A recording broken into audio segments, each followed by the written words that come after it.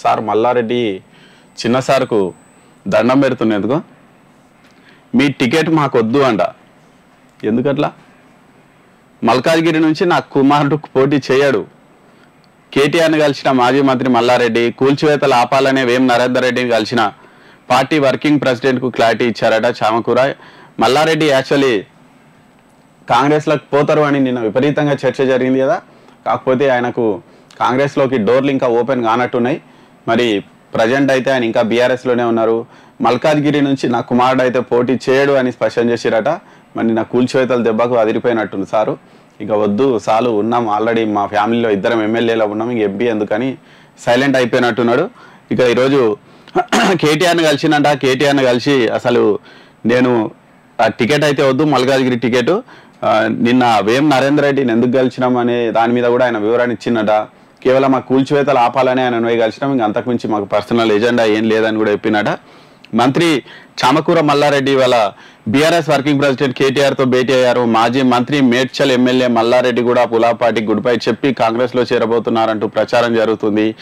తన అల్లుడు మల్కాజ్గిరి ఎమ్మెల్యే మర్రి రాజశేఖర్ రెడ్డితో కలిసి నిన్న ప్రభుత్వ సలహాదారు సీఎం రేవంత్ రెడ్డి సన్నిహితుడు వేం నరేందర్ రెడ్డితో భేటీ కావడంతో ఈ ప్రచారానికి ఊతమిచ్చిందట. ఇక దీంతో ఇవాళ ఉదయం కుమారుడు భద్రారెడ్డితో కలిసి కేసీఆర్ నివాసానికి వెళ్ళిన మల్లారెడ్డి కేటీఆర్తో భేటీ అయ్యారట.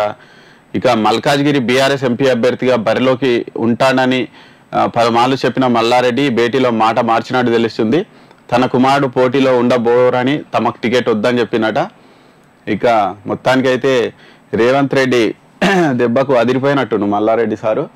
ఇన్ని రోజులు మల్కాజ్గిరిలో మా కుమారుడు పోటీ చేస్తారు అని చెప్పిరు. తీరా ఇక్కడికి వచ్చే వరకు పోటీ లేదు, ఏం లేదు. ఇక నాకు వద్దు, నేను ఎక్కడ పోటీ చేయను, నా మానాన్న నన్ను ఉండనీయరే, నా బతికేదో నన్ను బతకనీయరే, ఇంకా మళ్ళీ ఏమైనా పెట్టుకుంటే ఇంకా కాలేలు ఆల్రెడీ 100 ఎకరాలు భూమి ఆక్రమించిరని మైనంపల్లి ఆరోపిస్తున్నాడు ఈయన మీద.